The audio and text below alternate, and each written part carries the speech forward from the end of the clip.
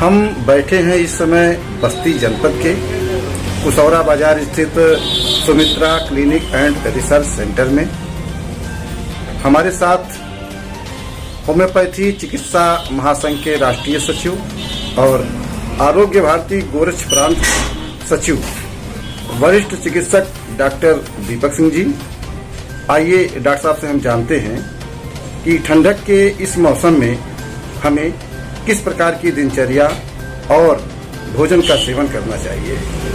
Doctor साहब, बसंत ऋतु का समय आ गया है और रात में प्रायः ठंडी बहुत ज्यादा होती है और दिन में गर्मी होती है। हमें किस प्रकार की दिनचर्या रखनी चाहिए?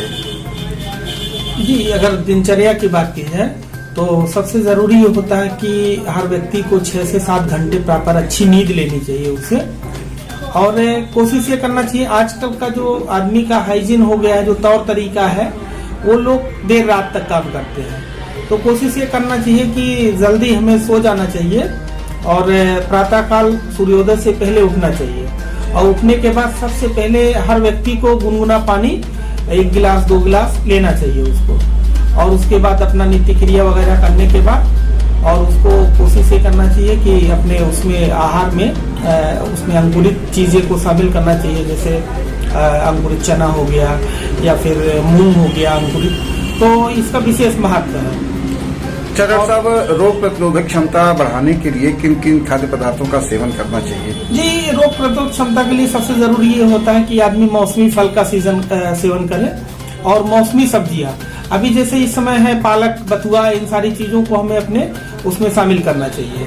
और जो मौसमी फल वगैरह होते हैं उनको विशेष तौर से उसको शामिल करना चाहिए, और योग प्राणायाम का विशेष ध्यान रखना चाहिए रोग प्रतिरोधक क्षमता के लिए। रोग प्रतिरोधक क्षमता के लिए कई चीजें होती हैं। एक तो तनाव मुक्त जीवन होना चाहिए व्यक्ति का, उसे तनाव नहीं लेना चाहिए।